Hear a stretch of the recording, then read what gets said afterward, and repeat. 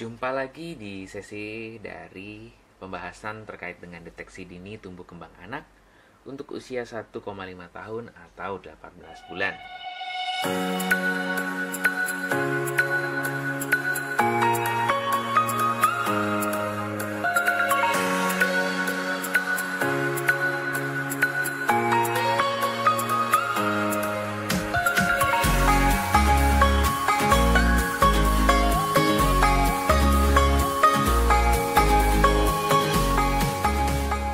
Seperti biasa, saya menggunakan poster yang sudah disediakan oleh Yayasan Surya Kanti terkait dengan deteksi dini tumbuh kembang balita edisi kedua di tahun 2002. Sama pada tahap-tahap usia perkembangan sebelumnya, di usia 1,5 tahun ini juga ada 5 aspek atau 5 tugas perkembangan yang sangat penting yang perlu diperhatikan.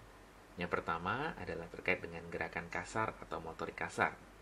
Kedua, terkait dengan gerakan halus atau motorik halus. Ketiga, terkait dengan pengamatan. Yang keempat, terkait dengan bicara. Dan yang kelima, terkait dengan sosialisasi. Jadi, setiap perkembangannya saya akan selalu menampilkan 4 atau 6 bulan tahap perkembangan yang lebih awal, atau 4-6 bulan tahap perkembangan yang lebih di atasnya gitu ya, yang lebih selanjutnya begitu. Nah, apa saja aspek perkembangan yang diukur di usia 1,5 tahun ini atau di 18 bulan ini? Ya, pada gerakan kasar, anak diharapkan sudah mampu nih untuk berlari tanpa terjatuh. Dalam arti, kemampuan dalam motorik kasarnya sudah terbentuk lebih baik dibandingkan usia sebelumnya.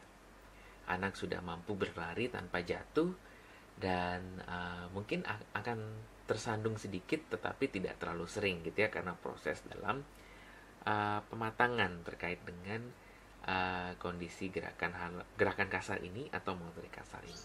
Bagaimana dengan gerakan halus atau motorik halus?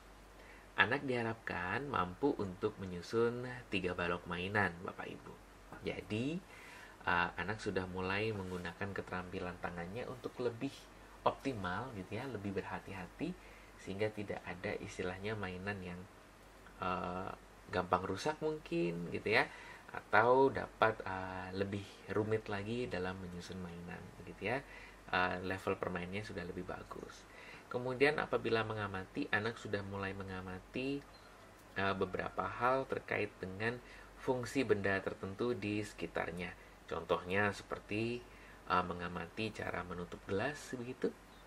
Kemudian mengamati bagaimana caranya proses untuk menutup mainan-mainan tertentu berdasarkan volume mungkin atau berkaitan dengan pencocokan benda ya.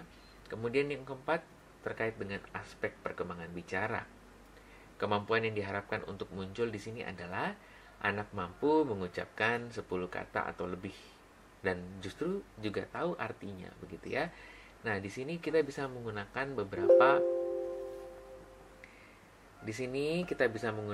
beberapa peralatan main seperti flashcard gitu ya, atau kartu-kartu yang lebih terobjek pada gambar, sedangkan pada katanya tidak tertampil dengan baik begitu.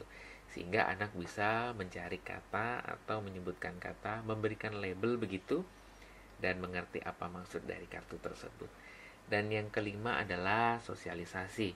Anak mampu menyebutkan namanya bila ditanya. Contohnya begini, siapa namanya? Oh, nama saya Budi, seperti itu ya. Namanya Budi, satu kata aja itu sudah memenuhi aspek perkembangan terkait dengan sosialisasi.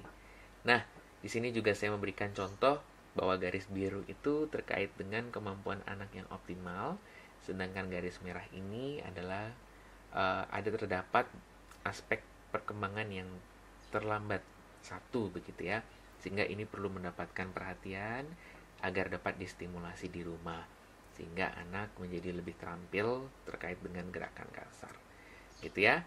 Dan kemudian seperti biasa juga apabila ada 3 aspek perkembangan yang terlihat ada tertinggal, ini perlu Bapak Ibu untuk melakukan konsultasi ke dokter anak tumbuh kembang atau ke psikolog begitu ya, sehingga kita bisa mendeteksi lebih dini apakah anak ini memang memiliki berkebutuhan khusus gitu, masuk ke dalam kategori berkebutuhan khusus, atau memang ada stimulasi yang belum terpenuhi sehingga membutuhkan perhatian yang lebih baik lagi.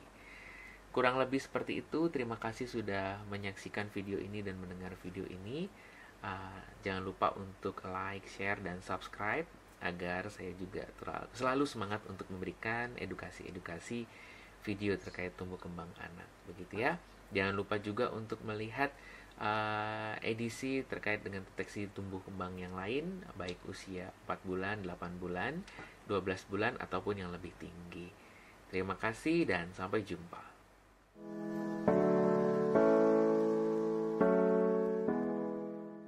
Bagaimana Bapak dan Ibu? Apakah Anda cukup teredukasi dan menambah wawasan Anda terkait dengan tumbuh kembang anak dan psikologi anak?